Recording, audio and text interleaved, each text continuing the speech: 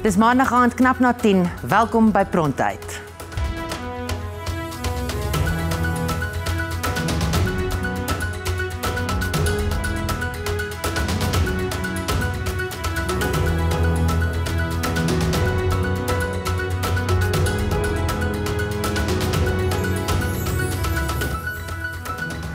Onlangs het 'n herrie losgebars op Clifton se Vierde Strand na 'n onderonsie tussen private veiligheidswagte en strandgangers en ook tussen veiligheidswagte en betogers by die Laerskool Schweizer-Reneke. Vir baie landsburgers is veiligheidshekke, alarms, paniekknoppies en wagte om elke hoek en draai by die huis, die kantoor en by die skool aan die orde van die dag. Maar wat is die invloed van die private sekuriteitsbedryf op veiligheid in ons land? En is die polisie opgewasse om misdaad hok te slaan? Vanaand gesels ek met professor Rudolph Zinn van UNISA, Marius Bruwer van die Private Security Industry Regulatory Authority, oftewel PRISA, en Dianne Kohler-Barnard, die DA se skademinister van polisie. Maar voor ons gesels, kom ons kyk gou hoe lyk die jongste misdaad statistiek. Volgens die polisie se statistiek wat verlede jaar bekend gemaak is vir 2017-2018, was daar nagenoeg 2 miljoen misdade aangemeld en sluit dit meer as 22.000 huisbrake, 20.300 moorde en 18.200 pogings tot moord in. Voorts is daar 'n gemiddeld van 57 gewapende rooftogte per dag by besighede. Een van die uitvloeisels hiervan is die enorme privaat sekuriteitsbedryf in Suid-Afrika wat 'n geraamde 50 miljard rand per jaar beloop. Daar is byna 500.000 mense wat in die sektor werk, teenoor 190.000 mense wat vir die Suid-Afrikaanse polisiediens werk. Nou ja, daar het ons nou gekyk na die statistiek, maar ek seker julle het meer daaroor te sê. Rudolph, is dit raak wat ons nou net gesien het? Ja, dit is ongelukkig net een deel van die prentjie. Die onderrapportering is omtrent 50% volgens die Statistieke Suid-Afrika se navorsing wat gedoen is. So die 2.1 miljoen is waarskynlik dubbel dit. En dubbel dit, en oor die laaste 10 jaar het ons gesien dat hierdie 2.1 miljoen bly omtrent konstant. So met so 1.3% gegroei wat relatief klein is, maar ons sien tussen die tipe misdade baie op en af. En ja, maar ons het nou gesê 57 huisbrake, gewapende rooftogte per dag, maar ook 57 mense wat elke dag vermoor word. Dis korrek. En ook die huisrowe wat nou nie hier genoem is nie, is min of meer dieselfde getal. En daai tipe misdade die laaste 3 jaar met so 33% toegeneem. So ons het sien 'n ernstige toename.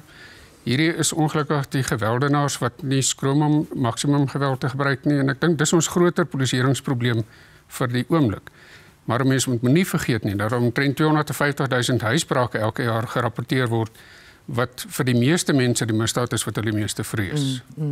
Maar as jy dink aan groot gewapende misdaad, hoeveel skuldig bevindings is daar? Ja, dis 'n moeilike een. In die parlement is daar by verskeie komitees verskeie syfers genoem, maar dit wissel van tussen 7% en 19% wat op 'n stadium genoem is, maar dit lyk of dit eerder omtrent 7% skuldig bevinding is. Met ander woorde, 93% van die mense wat hierdie absolute ernstige misdrywe pleeg, kom weg daarmee. Marius, vir privaat sekuriteitsmaatskappye is baie mense baie afhanklik van. Wat sou gebeur het as julle nie bestaan het nie?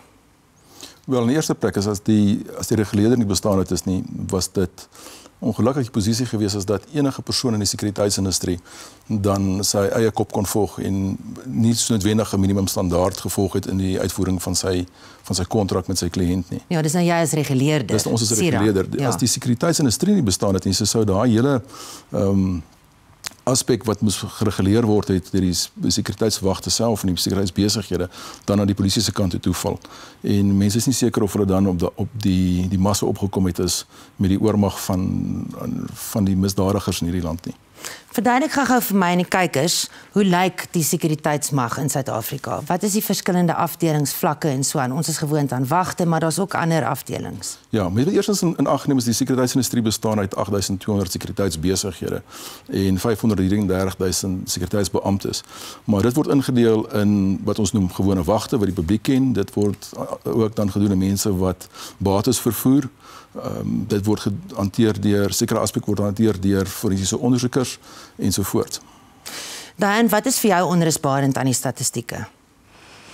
Well, I think we all understand that the syndicates that are basically driving crime, not only in our country, I mean globally, they don't recognize borders.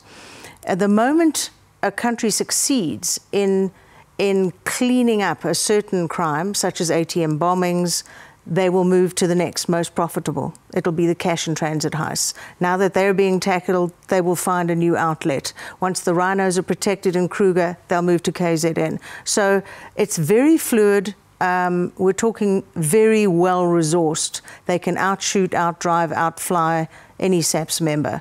And South Africans are at enormous risk. When you say 57 murders a day, that comes to a number that is just short of a small war.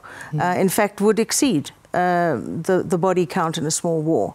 So we are literally at war with the criminals. And you can't have a police officer at every home.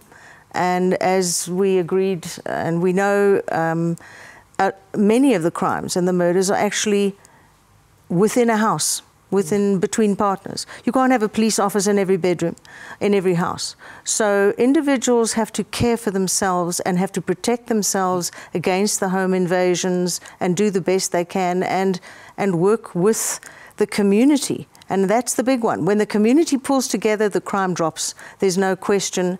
The FIFA World Cup, there was no crime. South Africa, as a united community, said no foreigner will be injured or robbed in our country during this time, and it was the best and finest moment this country's ever had in terms of crime. We were very successful. Maar wat was die polisie se rol by die FIFA World Cup? Die polisie het hoofsaaklik 'n sigbaarheidsrol gespeel. Mens het gesien baie van die voertuie wat op die hoofweg geparkeer was. So daar's 'n faktor wat afskrikwaarde het, maar die probleem daarmee was, dit was nie volhoubaar nie. Jy kan nie voortgaan deur voertuie net op 'n snelweg te laat staan en almal weet waar hulle staan wanneer waar geparkeer is nie. Die meeste van die misdadigers met wie ons onderhoude gevoer het gesê hulle het net rondom dit gewerk. Hulle het geweet waar moet hulle dan wegbly. En dit was ook vir hulle moontlik om te bepaal hoe lank sal daai polisievoertuig vat om by die toneel op te daag waar hulle dan die roof sou gaan pleeg het. En daarvolgens het hulle dan hulle teikens gekies. So polisieering is meer as dit. So sou mense kon sê dat tydens die FIFA Wêreldbeker was daar baie misdaad op ander plekke. Ja, die misdaad het nie in totaal soveel afgeneem nie. Die geweldsmisdaad het wel afgeneem. Maar ek dink daar's 'n faktor wat mense ook moet in ag neem en dit is die publieke samewerking op daai stadium met die polisie. En dis iets wat ons in Suid-Afrika min sien. Die polisie spreek gedurig hulle frustrasie uit met die feit dat die publiek nie vir hulle inligting gee nie en dis werklik so. Maar dit gaan oor die vertroue van wat die mense in die polisie sou hê en hoe suksesvol die polisie dan ook met daai inligting sou handel. Nou ja, ons moet gou 'n draai in die winkels maak, maar bly ingeskakel.